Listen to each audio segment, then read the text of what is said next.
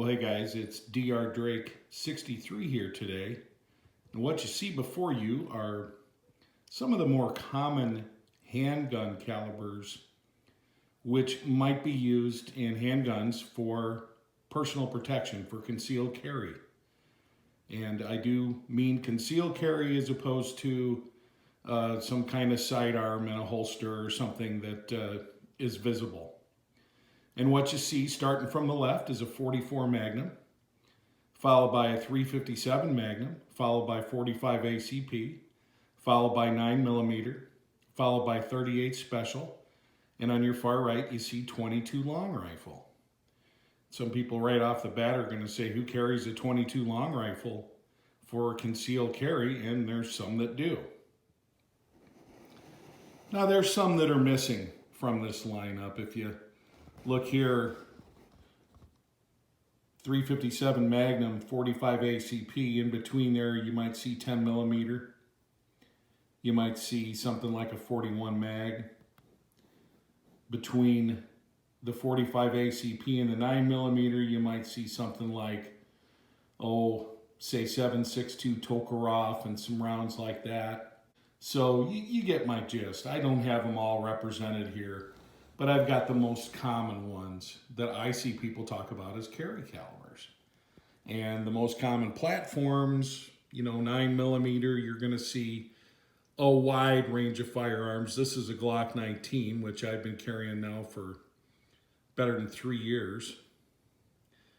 Here's a Colt 45 1911 model, which is probably the most common 45 ACP that you'll see. And here is a longer barreled 357 Magnum. This is a Smith & Wesson Model 19.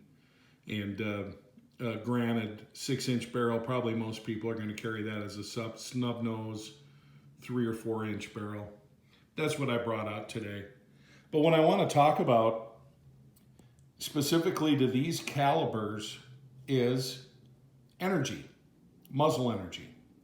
I'm not going to talk about the energy at 100 yards. I'm not going to talk about bullet trajectory, things that in longer range shooting come into play. I'm going to talk about muzzle energy because at typical concealed carry distances, where it is actually legal to, depending on your state, stand your ground or defend yourself, what matters really is the energy somewhere at about 5 to maybe 10 yards. And even 10 yards in some states is going to get you in trouble because your first responsibility is to evade a gunfight. So, being that we're talking 10 yards and in, more than likely 7 yards, which is what the FBI uses for statistics typically, you're not going to see a huge drop off in muzzle velocity. So we're going to talk about those today. Now, I'm going to explain my self-defense philosophy when it comes to concealed carry, and it may vary from yours, but let me tell you what I'm basing it on. I'm basing my self-defense philosophy on concealed carry on crime statistics, shooting statistics, FBI statistics, things like that. Now, one of the things that people will often say when they're talking about their ability to defend themselves, here's a big one you hear a lot. I don't need a lot of bullets. I'm going to make each shot count. Well, that's a great philosophy if you have the ability to stand still, line up, and shoot proficiently, especially with follow-up shots in a self-defense situation. And that's assuming that your self-defense situation involves targets that aren't moving, you that may not be ducking for cover, and the ability to take your time and line up a shot.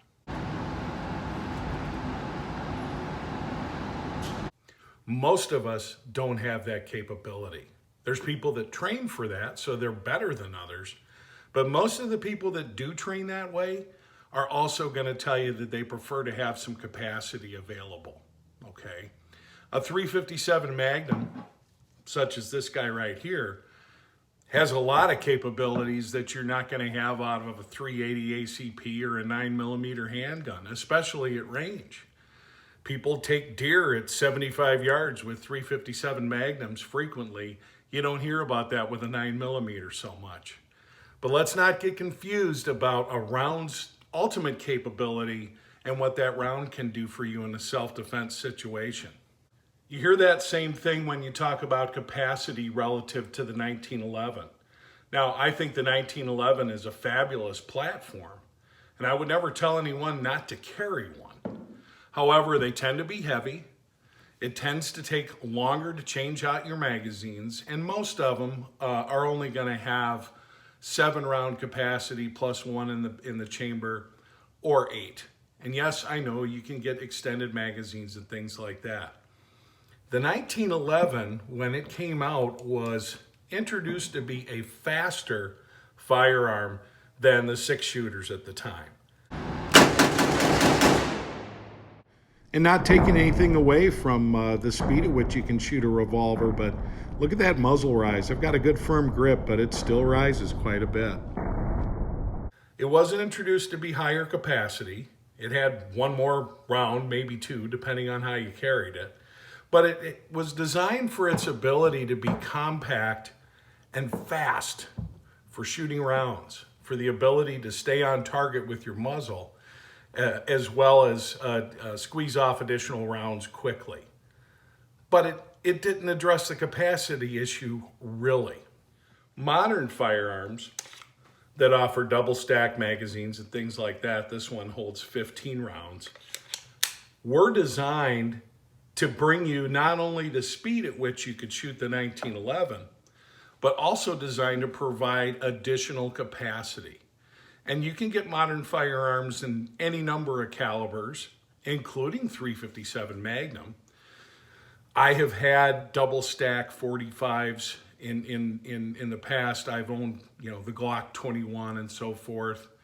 And my problem with that is it just gets a little bit too big. And it's certainly, at least for me, too big for concealed carry. Now, I'm a generously proportioned individual, okay? So there's guys that have skinny 30-inch waists. They can appendix carry. They can do all that kind of stuff. I can't really do that. A lot of us can't. So I have to talk about things from my perspective. If you're able to take a Glock 21 or a 1911 and appendix carry that comfortably all day long, good on you, mate. I'm not that guy. So I'm probably not speaking to you. The point is the ability to get off rounds quickly and have those extra rounds just in case you're not firing at a stationary target, just in case you're being attacked or engaged by more than one target. That's all plus bonus points for me. So I'm not a subscriber to the guys that say, I'll make my rounds count. Well, maybe you think you can. But if you've trained in any kind of situation that replicates a handgun engagement, you're probably going to find out real quick that you can't shoot as well as you think you can. Now, let's be clear. Every one of these rounds pictured is a lethal handgun round. There's no question about it. I've seen statistics where more people meet their maker because of a .22 long rifle than any other particular caliber. I don't know if that holds true today, but I think because they're so common, you have to wonder where the statistics come from that would support something like that. But I believe 9mm worldwide is the most prolific handgun round. So I guess I'll lead off by saying it probably doesn't suck. 9mm was a round that NATO and the Europeans grabbed a hold of starting in World War I. This particular one is a plus P hollow point, and it has a lot of power, and we'll do a comparison here in a second. So I don't want to tell anybody that their carry choice for defense is the wrong carry choice. But what I want to do is just give some informed opinion and maybe dispel some myths along the way. Let's start with this 22. This guy right here is a 22 long rifle. I believe this one is a 40 grain projectile. The energy at the muzzle on a 22 long rifle is typically in the neighborhood of 100 foot-pounds. At self-defense distances, that has the ability to take out an attacker, but it's going to do so more with a central nervous system hit than it is by causing a bleed out, because it's just such a small slug that's coming out of there. You look at the 38 special, this one's just a cast round nose bullet. It maybe isn't the best example, but a 38 special is going to range anywhere from 185 foot-pounds all the way up to 250 if you have plus P loading. Now, I've made videos talking about the difference between plus P versus regular 38 special for firearms old and new. I'm not going to get into that right now, but there's probably nothing you can't carry in a 38 special plus P where limited use is going to cause issues with your gun. So basically, in terms of energy, you're doubling up on this 22 long rifle. But because you're talking about a 38 caliber bullet now, the wound channel is going to be a lot bigger. It's going to be a lot bigger in diameter, and it's going to cause a lot more bleeding. And it's important to understand that more people lose their life to a handgun round because they bled out as opposed to dying instantaneously like you might see with a rifle bullet.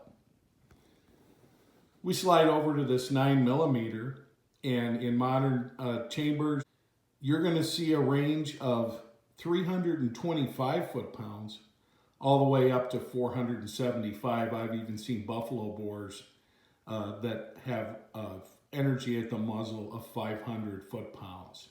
That's kind of pushing it. But now you're talking about a scenario where you are anywhere in the neighborhood of 3 to 5 times as much muzzle energy as this 22. Now, the big difference you see here, you always hear about these two being compared the most frequently, 45 versus 9mm.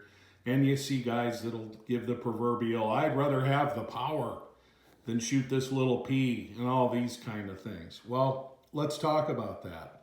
Your typical 45 ACP round is going to have a range of 360 foot-pounds up to 500 foot-pounds. So at the high end, there's virtually no difference in energy between these two rounds in modern loadings. The difference, again, you've got a much larger diameter bullet, which is going to cause a quicker bleed out. Coming over to 357 Magnum, and now you're talking about some big boy calibers here that are also excellent rifle calibers. Your loadings are going to take you from 550 on the low end up to 624 or so on the high end. And I'm sure we'll hear from reloaders that say they can add quite a bit to that number. But I'm talking about commercial ammo here. And finally, the 44 Magnum has a range of anywhere from the mid-900s up to well over 1,000 foot-pounds. So this is the granddaddy of what you see here. And as I mentioned, somewhere between this 45 and this 357, maybe even closer to the 357 is your 10mm. But here's the real big one. In terms of energy delivered, very little difference between the two. I guess if you're talking about the low end, ball ammo, you got to take your hat off to the 45. But if you're talking about modern commercially loaded plus P ammo, as well as the firearms that carry it and the relative difference in size and weight, then add the capacity in, how bad does that 9mm really look compared to the 45?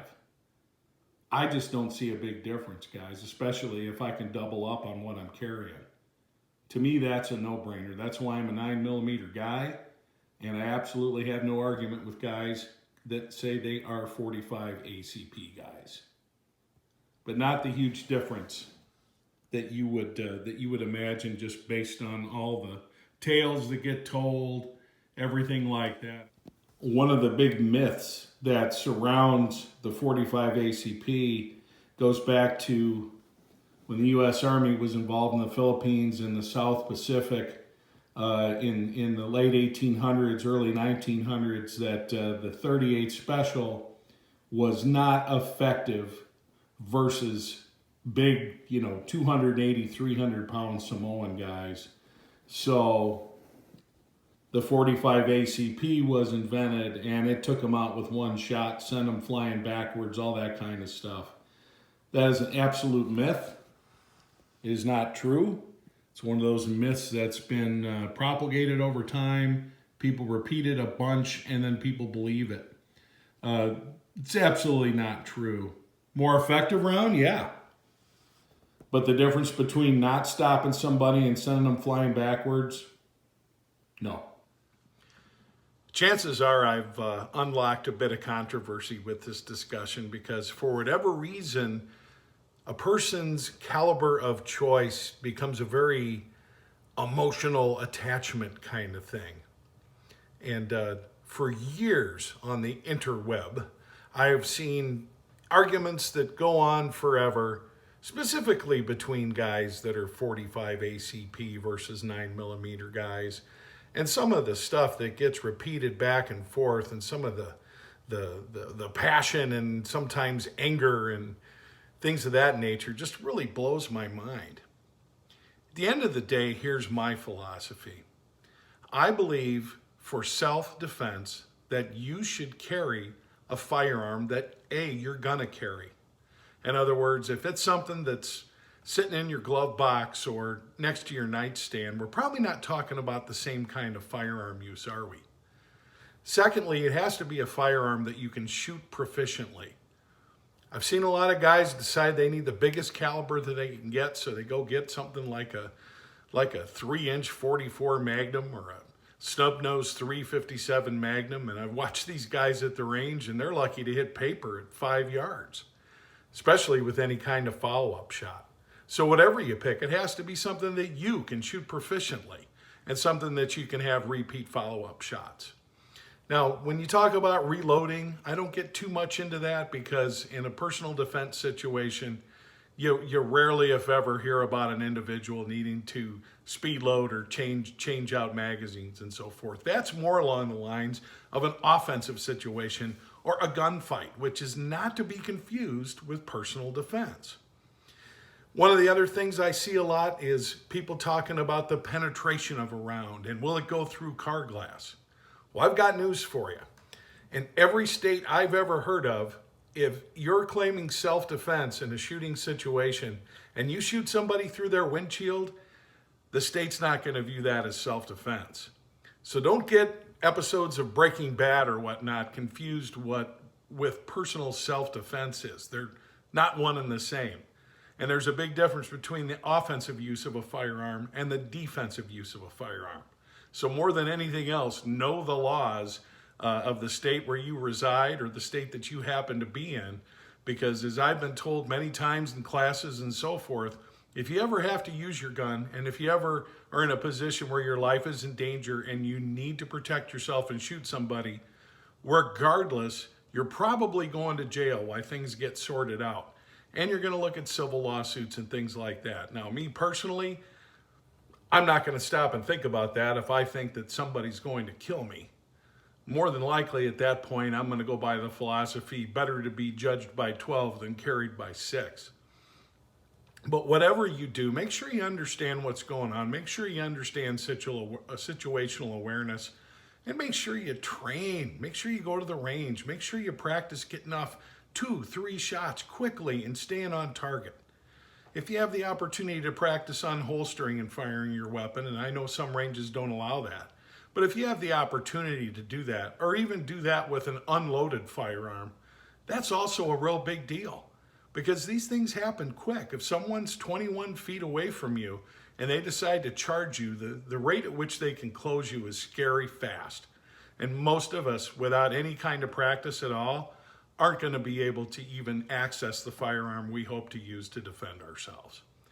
So I appreciate you watching. These are more my thoughts. I want to be real clear, guys. These are my opinions based on stuff I read, based on how I practice, based on people I've talked to that have been in shooting situations. Your opinions may differ, so please, I'd love to hear them in the comment sections. At the same point in time, guys, don't take anything personally. Like I said, I'm a 9mm guy for self-defense. You might want something different. And as long as it's a firearm that you will carry and that you can shoot proficiently, I think that's great. Carry on, guys. This is Dr. Drake 63 saying, see you later.